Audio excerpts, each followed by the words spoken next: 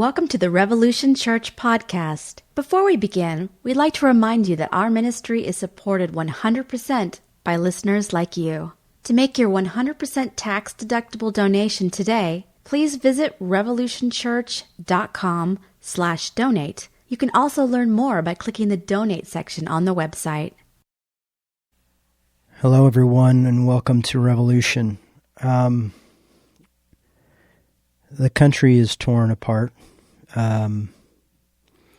If you're like me, you're a bit unsettled, to say the least, about Tuesday's election results. Make this clear, I'm speaking on behalf of myself. And some of you may not agree with some of the things I have to say, but have you always ever agreed with anything I always have to say? Personally, I've been a Democrat for quite a long time, probably since I could vote. So, to my Republican brothers and sisters, you might want to listen, you might not want to. I don't know. It's not going to be a political rant, but it is going to be a talk about what's going on in this world right now. And a lot of us are extremely, I think frightened might be the right word. There might be some fear, some devastation of what's going on. So I prepared this talk with all of this in mind. I honestly wasn't going to do the talk. I usually record my talks on Wednesday, and I was too much of a shock to record my sermon. And I know there's all sorts of different ways of looking out here, and there are some great videos about how to talk to your kids about this election and things like that. This isn't going to be that. This is going to be a scriptural reflection for me of maybe what we can do in this time. So, hang on. I want to start with, and this is the ironic thing, is the books that it's taken me to. Book of James, which is a book I've always struggled with. But I have always liked the first part of James. James 1:2 says, "My brothers and sisters, whenever you face trials of any kind, consider nothing but joy, because you know that the testing of your faith produces endurance. And let endurance have its full effect, so that you may be mature and complete, lacking in nothing." So for some of us, I think this is a test in faith. For a lot of us, I don't think that we think God decides who's in office, even know what Romans says. We don't take that literally, at least I don't. But at the same time, I know what it's like to have parents. My dad, my mom's no longer with us, but my father, who is pro-Trump, which was very hard for me to take, even though we've had some tough conversations. I will say he has been graceful and loving within those interactions. But some of you may have seen some of the videos that people have been putting out of some things that my dad had been seeing that seem a little bit, for folks with my type of theology, I guess unhinged would be a word to use. Maybe not very graceful word, but we do strongly disagree. And I saw a tweet from his television show, which I know he doesn't do the tweets there, it's their staff, but saying how they had prayed for Trump to be president. I think when we start saying stuff like praying for presidential candidates or praying for anything, honestly, we start to use God like a magic trick.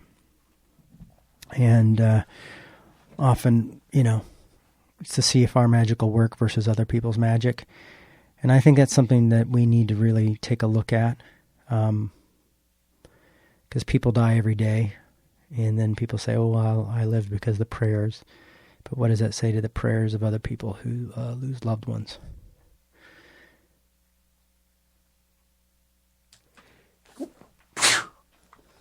Pardon me. So we are, at least most half of us right now, and probably more than that, who listen to Revolution, are going through a tough time and feeling tested. But I will tell you this, I do believe this is a time for maturity and a time for growth. I think it's a time for reflecting on why this happened, what a lot of people in America are feeling, and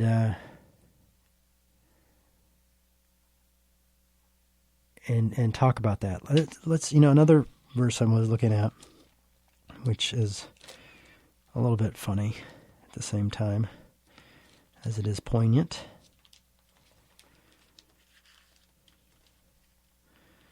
Sorry, I'm turning around all over my Bible here. Psalms 23. The Lord is my shepherd, I shall not want. He makes me lie down in greeneth pastures. He leads me beside still waters. He restores my soul. Otherwise, it says restores my life. He leads me into right paths for my name's sake. Even though I walk through the valley, and some say death, this is the darkest valleys, I fear no evil, for you are with me. Your rod and your staff, they comfort me. You prepare a table before me in the presence of my enemies. You anoint my head with oil, and my cup overflows. Surely goodness and mercy shall follow me all the days of my life, and I shall dwell in the house of the Lord my whole life long. Now, what I want to look at is the presence of my enemies, is, the idea of the people who feel that Tuesday was a victory, we could be seen as enemies. And for us, they can be seen as enemies. And the fact is if God prepares a place, a presence amongst our enemies, then these are people we should be, a table before. We should have a table with these folks, and they should have a table with us, and be participating in conversations, because love participates. Now, this is the hard part of the gospel. What the gospel talks about doing, and the gospel challenges us to do, is to love one another, to love our enemies, to do good to those who persecute us.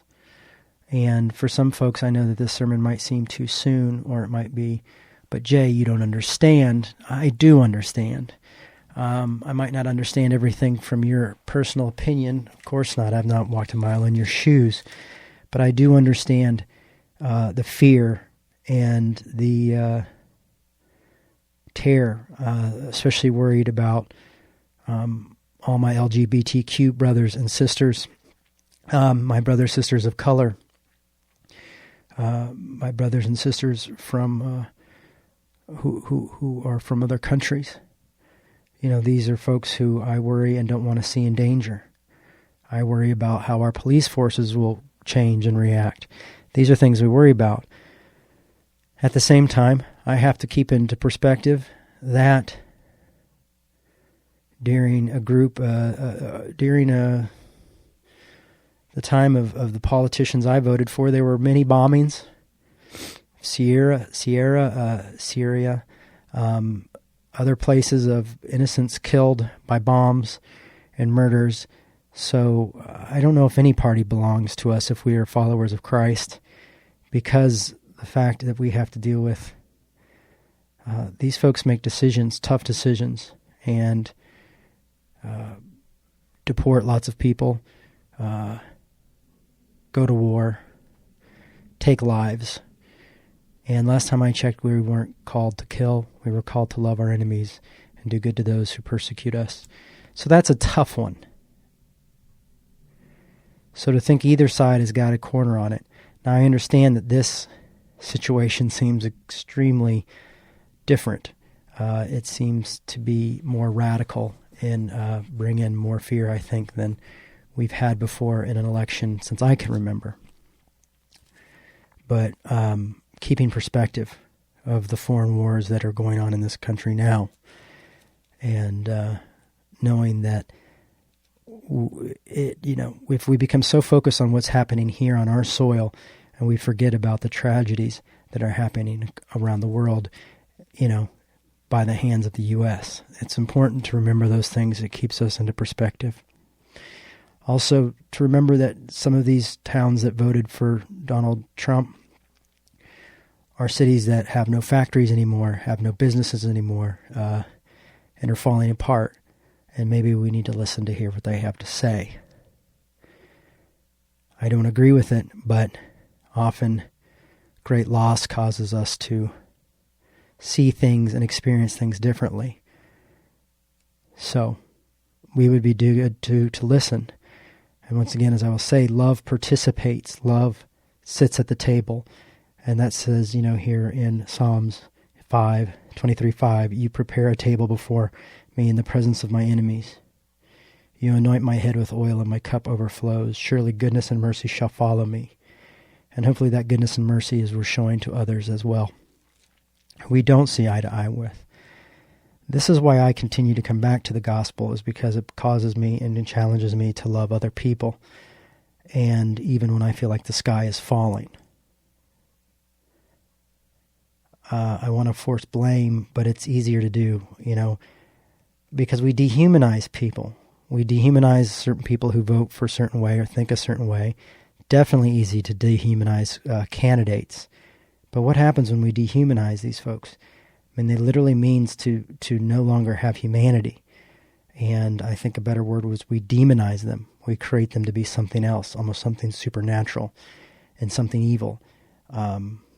Which often can be a projection of our own darkness, our own angers, our own fears, and what we've created in our minds. So, another verse I'm going to read from, and I don't read a lot from 1 John either, is 1 John.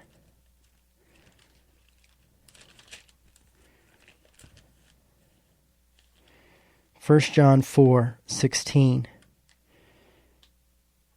says, God is love. Well, it says, so we have known and believe the love of that God has for us. God is love, and those who abide in love abide in God, and God abides in them. Love has been perfected amongst us in this, that we may have boldness on this day of judgment, because as He is, so are we in this world. There is no fear in love, but perfect love casts out fear. For fear has to do with punishment, and whoever fears has not reached perfection in love. We love because He first loved us. Those who say, I love God, and hate another brother or sister are liars. For those who do not love a brother or sister whom they have seen cannot love God whom they have not seen. The commandments we have from Him, that those who love God must love their brothers and sisters also. I've asked this question in my last book, is who do we love when we love God? And my question was, my answer was the other. We love people. Now, I want to tell you a little bit about what I know about demonizing and dehumanizing. I know what it's like to see your family dehumanized. I know in the 80s that my parents were seen as crooks, and everything that was wrong with the church. And I watched Christians and non-Christians say horrible things and call them everything but children of God. Cancer in the body of Christ. The end of the church as we know it, and it may have actually been that. But the fact is that's the type of thing that I saw happen. Years later, when I would become affirming, an ally for my LGBTQ brothers and sisters, I would see some of those very same people demonize me and say that I was leading people to hell. I mean, literally leading people to hell. I don't believe in hell, so I guess that doesn't matter. But the fact is when this was happening also, my mother was dying of cancer, and I remember more people being concerned with my decision to accept and include a group of people who had been treated as second-class citizens. They were more worried about my decision there than they were the fact, they said, we love you, and this is why we're saying this. When I'm like, if you love me, help me with, my mother's dying. So the perspectives that I gained from that are tough. Now, I think of Martin Luther King when he says, hate is too great a burden to carry.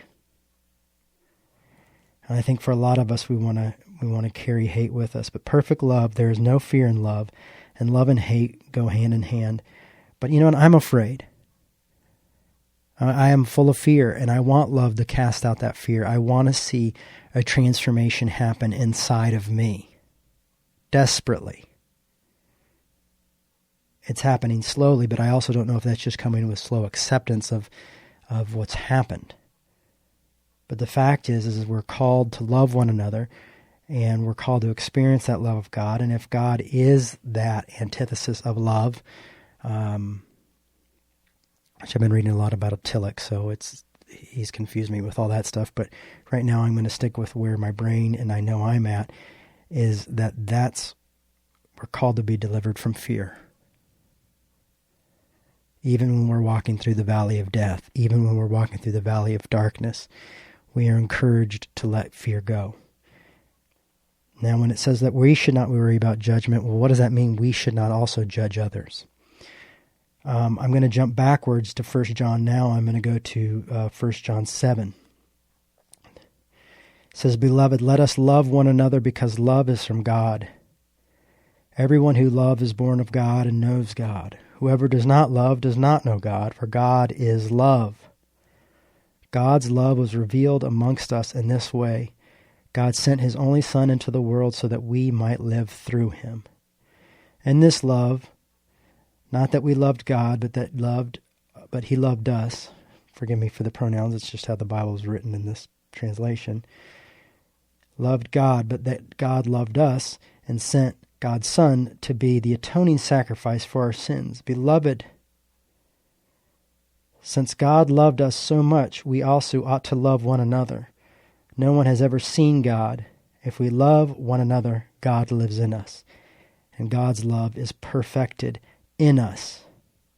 By this we know that we abide in God, and in us, because he has given us of the Spirit.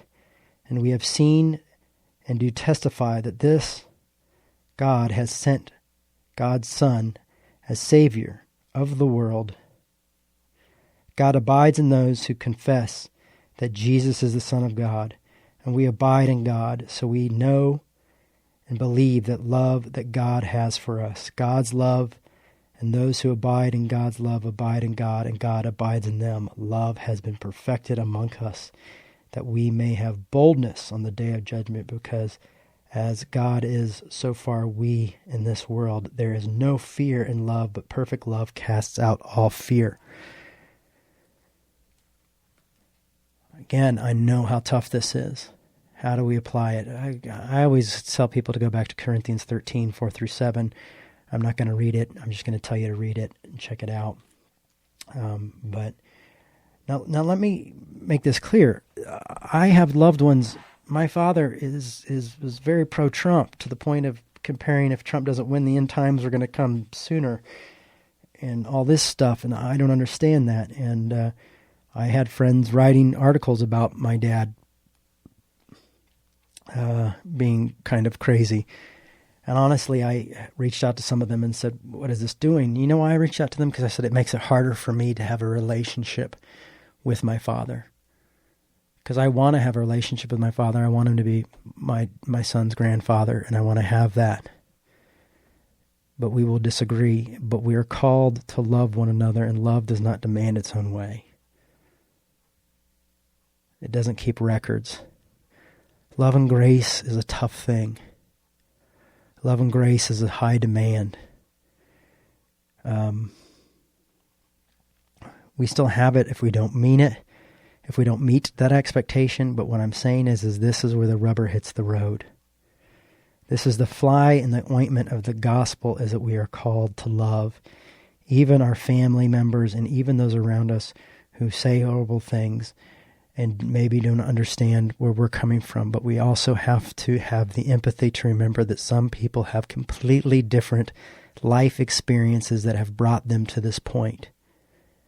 And so, yes, they may be victims of misinformation, but that information came through a life long lived. And for some of these people, it's issue or one or two or three issues that they feel to the bottom of their heart that they're called to. But if we alienate, if we dehumanize, if we demonize, then there is no place at the table to have the discussion. And without the discussion, there is no changing misinformation. Martin Luther King Jr. said, "I have decided to stick with love because hate is too great of a burden to carry." And I have learned that in life. And this fear wants to drive me towards some sort of hate and some sort of separation, but it mustn't. It must drive me towards unification. It must drive me towards participation, because love participates.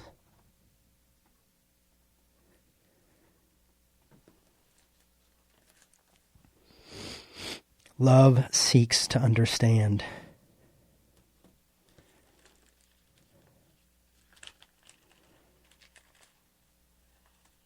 I liked it better when I tried to win popularity contests and make people happy with the words I preached, rather than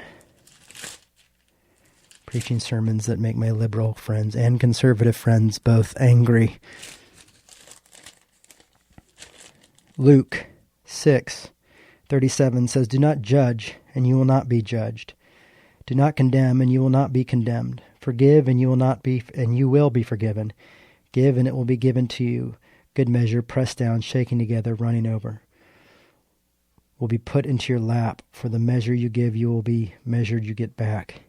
This is a verse about forgiveness. He also told them parable, "Can a blind person guide a blind person?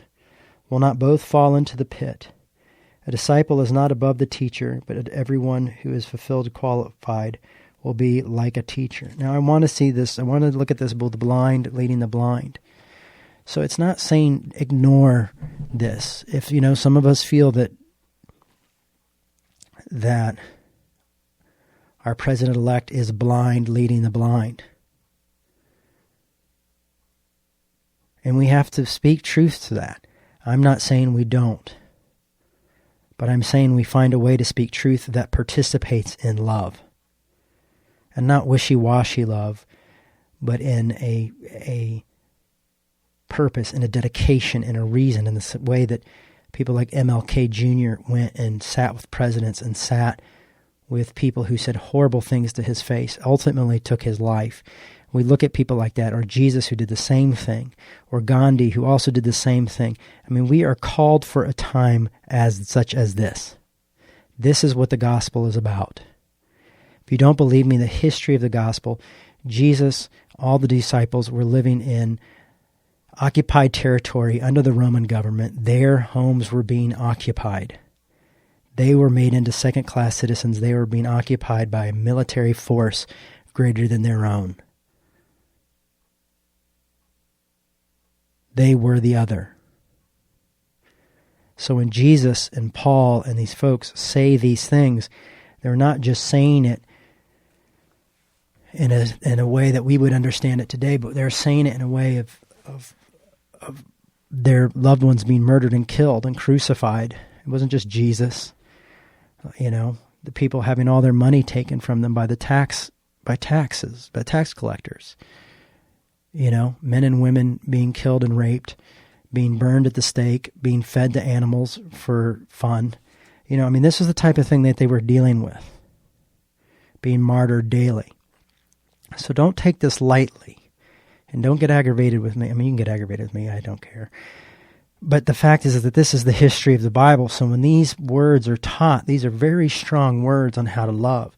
So in times like this, these are strong words that we need to abide by and take seriously, and not take for granted that we are called to live a higher law. And love is a higher law, to quote Bono. You ask me an answer, but then you make me fall. I can't be holding on to what you got, and all I got is love. But love is the secret. Love is the answer. It's patient and it's kind. It's not gullible. It doesn't allow itself to get just stompled all over, trampled on. But it is patient and kind and doesn't demand its own way, and it listens and it participates. And participation is the way that things can change. Love is the only force capable of turning an enemy into a friend. And that's the situation we find ourselves in right now. But rather than waiting for another tragedy to happen, we need to be proactive and start to meet with people now. Talk to government leaders now. Reach out to those that we fear now rather than when it's too late, when someone's been shot, life has been taken.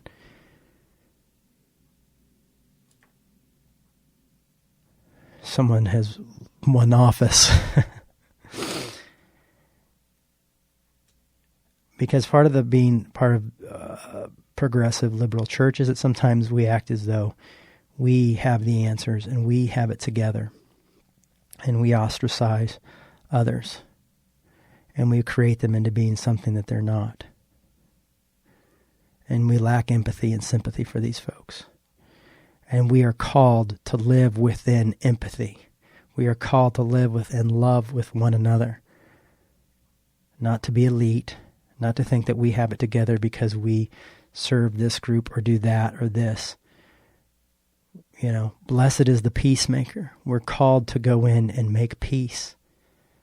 But we should be preemptively making peace. We should be preemptively having these talks and these conversations. And this time says that's what we've got to do. The next 4 years will be a challenge for a lot of us to be peacemakers and to walk in love, to walk in humility, to walk in grace, to see change happen. Because I'll tell you what, human beings are human beings no matter how much we dehumanize them, no matter what the horrible things they say, they are still human beings. Watching my son with his grandfather at the Minnesota State Fair, just being a granddad and a grandkid was amazing. Having a conversation with my dad where he showed probably more grace than I did about politics and the situation was transformative. It didn't change my mind, but it allowed me to see that there was still grace and mercy there and the ability to have the conversation. And that's what changes things. I speak from my personal experience. Just because I know what it's like right now, my dad is being extremely demonized amongst my fellow progressive brothers and sisters. And I understand why.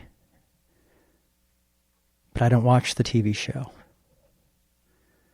I have brief conversations on the phone where I see him every few years. And the last time I saw him, he came out to see my son for my first birthday. And I saw a man in his 70s trying to understand and work out life with the tools that he has. This is hard for you to hear. It's hard for me to say, but it's what we're called to do, I think. And it's what time like this that I feel called to speak up. And not in defense.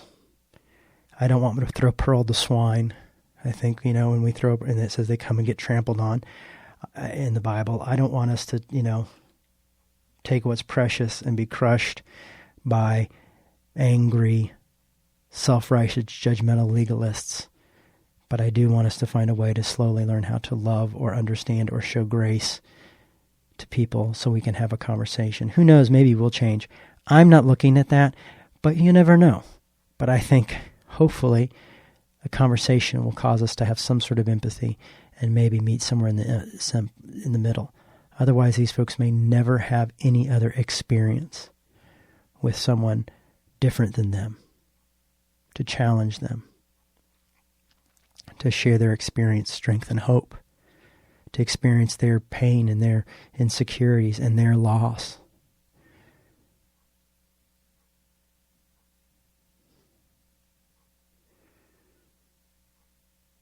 It's easier not to judge people when you're not in the middle of feeling like you just got kicked in the teeth and you just lost a great victory. But there is no better time than the present.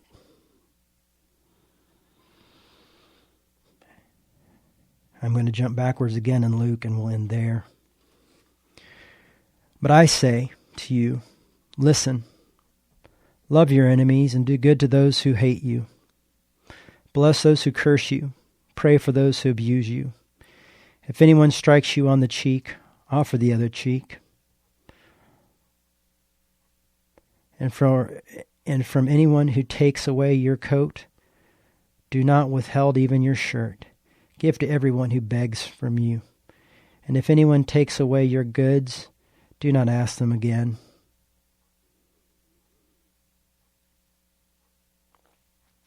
Do to others as you would have them do to you. If you love those who only love you, what credit is that for you? For even the lost sinner loves those who loves them. Even those we don't agree with love those who love them. And we're called to love all folks, even those who do not love us and those who persecute us. This is works. This is taking up your cross. This is dying to your flesh. This is the tough part of living a life of the gospel. A gospel that says, I will not judge, I will not demonize, I will not dehumanize. I will come in and allow my battle to be, my weapon to be love. I will take the road less traveled. If you have ears, please hear this. And maybe you're not ready to hear it. And if you're not, just turn it off. Don't worry about it. But I believe that a lot of us are here for such a time as this. We're in this together. This time is for us. So stand strong and stand firm. Love boldly. Maybe spend some time reading some Martin Luther King Jr. I think he's a great man who wrote a great roadmap for a lot of us who are in a situation that seems completely backwards. But I know that he's encouraged me to love my enemies and also to encourage people to speak up and allow their voices to be heard. So by no means am I saying let's be quiet or be silent and just listen. But I'm also saying it's time for more allies and more friends and for all of us to speak up and allow our voices to be heard. I think of that quote, it's not the words of our enemies we'll remember, but the silence of our friends. And if our friends are being treated unjustly, it is our job to speak up. And by speaking up, we aren't attacking those who are discriminating, but what we're trying to do is set them free. By speaking up, we are speaking up on justice and we are speaking the truth.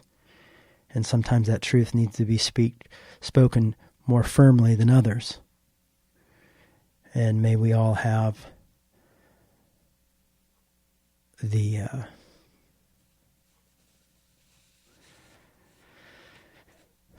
may we all know the timing. May we all know have the wisdom to know when to speak and when to listen.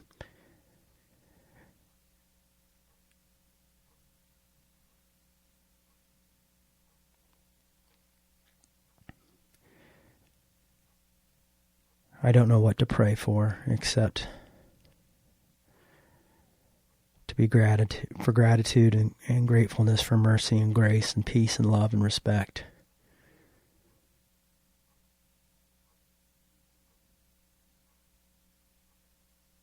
And to have a new fire, a new passion I now have in my life to continue to work forward for social justice, but not only for my friends who they oppressed, but for the oppressor as well, as that we may see them set free from oppression that causes them to alienate and judge and hurt others. May we all find this grace. Grace be with you all. Amen. This is Revolution Church. Thank you for listening.